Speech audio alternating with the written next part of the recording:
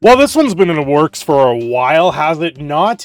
Star Citizen, a development of 12 years now this game has been going on.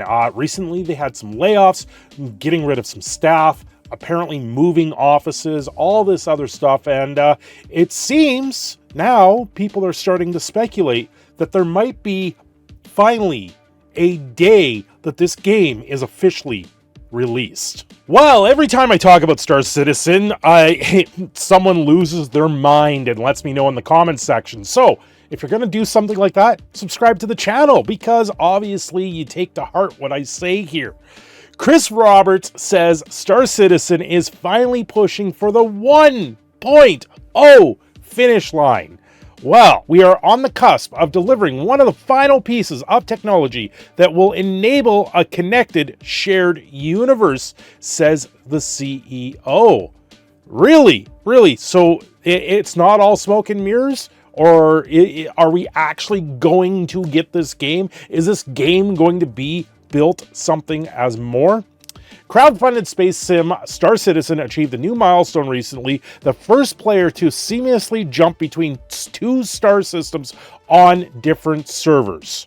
And now the guy in charge, Cloud Imperial Games CEO Chris Roberts, is indicating that the 1.0 release might finally be in sight. Went from one system to another on different servers, so you jump from server to server, and that's what's going to bring the game out? Is that normal? That doesn't seem like a normal thing to do.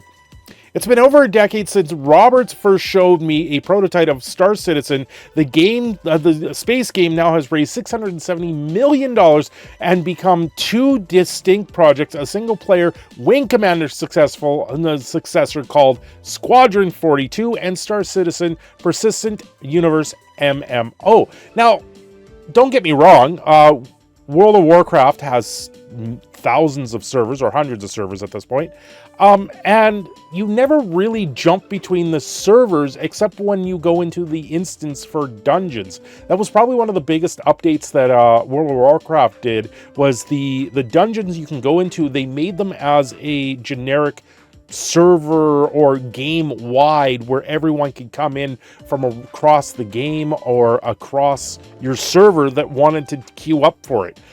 Where before, long time ago, when WoW was in vanilla stages, you had to actually get a party together, go into these dungeons and do these things. So that became a real big stepping stone. In all that process, this was something the game evolved to. It wasn't the goal, the initial goal for the game to have this cross-server thing. If you wanted to change servers in World of Warcraft, you had to pay and do a server migration. Every once in a while, they would open up a new server and be like, okay, we're going to let you migrate to the server for free if you want to start on a new server, and then you kind of get a little bit more freedom for that. You don't get, especially if you're in PvP, you kind of were able to settle down a little bit and do more of the gaming aspect and then go back and scale into the PvP side.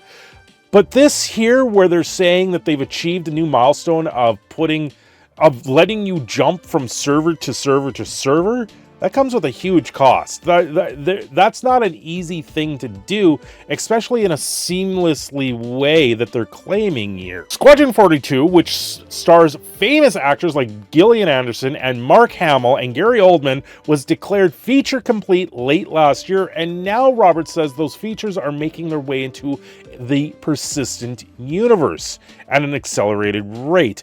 Meanwhile, the recent tech milestone, which saw a player named Mr. Trash become the first to travel between star systems by wormhole, represents a vital step towards an MMO's 1.0 release. After many hard years of work towards a goal many thought was impossible, we're on the cusp of delivering one of the final pieces of technology that will enable a connected, shared universe that thousands of people can experience together at the same time. This is kind of a weird interview in that sense. They're talking about something that's been done with World of Warcraft, but they kept it as a pay, because someone has to literally go in there and pick up your character and drop them in a different server. Like, that's what we're looking at doing here. So they're trying to do this seamlessly, and if that's the case, that is the reason why this game is not out yet. It's an absolute nightmare to even think that they're trying to do this in a seamlessly way where you have different servers, different computers that you can jump around on. There's more details on server meshing in the Q&A. Let's take a look at that. I want to see a little bit here. Server meshing.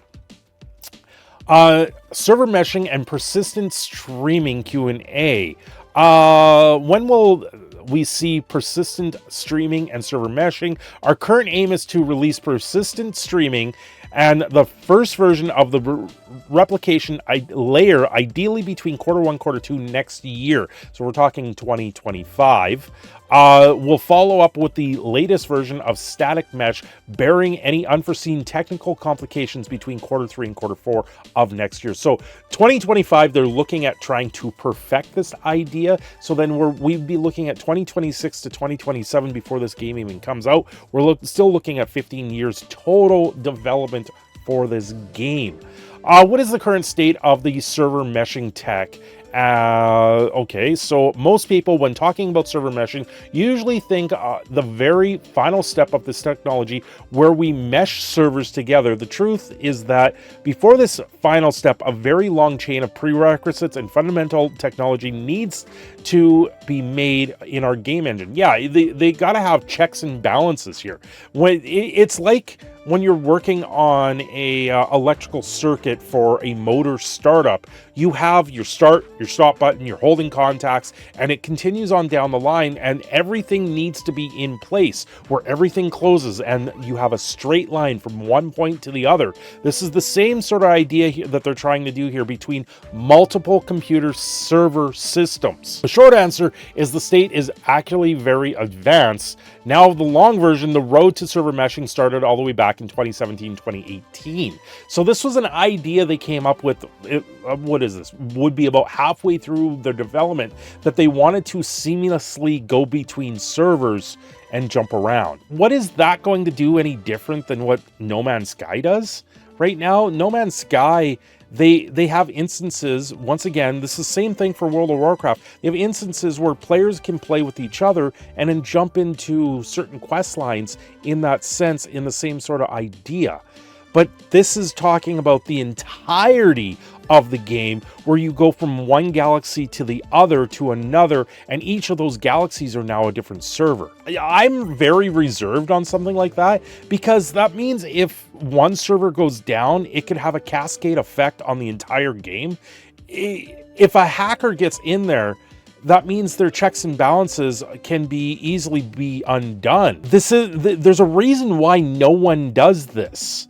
And it's just going to create more problems than it's going to solve for the game. So they go into a little bit here, like just taking this idea here. What is the current state of the server meshing? Well, they're talking about online container streaming. For server meshing to work, we first require technology that allows us to dynamically bind and unbind entities via the streaming system. As this is something the engine supported when we started. So when there's release client-side object container streaming, OCS, in 2018, we also released the very first step towards server meshing. So this doesn't make any sense. I play Minecraft. We recently set up a Minecraft server for the channel and channel members and all this other stuff. And if you wanted to jump between, say, two different Minecraft servers, right, quite simply, without logging out, why wouldn't you just set up a function that would let you log out of this? Ultimately, what would happen is you would log out of one server and log into the other one instantaneously, jumping between the two. They talk here, initial stepping stone was out the door. The technology allows us to dynamically bind and unbind entities. All you're doing is setting up a command where you open a door and walk through it. That's all you're doing. It's the same thing as logging out and logging in on a different server. So this seems like it's a whole bunch of honestly a whole bunch of malarkey that they're putting into this game. And if this is what they were trying to do the entire time for the development, this just sounds like another. I'm not buying it. I'm not buying this because when I look at Minecraft, you're not doing things like this quite easily. Ultimately, doesn't make sense. We had a Hermitcraft and Empire's survival multiplayer worlds crossover, and all they were doing was logging out of one server and logging into the other one. What they're talking about here is literally just taking a copy of your character and dropping it into another server, which ultimately would be a log out, log in scenario. They're trying to do this seamlessly, so they're just trying to create a computer program that's going to take this, log them out, open the door, let you walk through, and suddenly appear on the other server. Now, the difference with this is now you're bringing in all your other gear.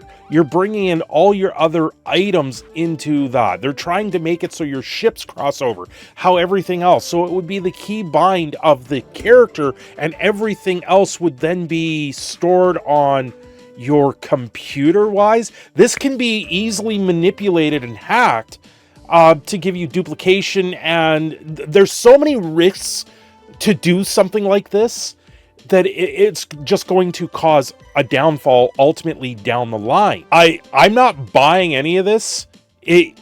Just thinking the programming here in my head and thinking of how a server is going to set up. It sounds great.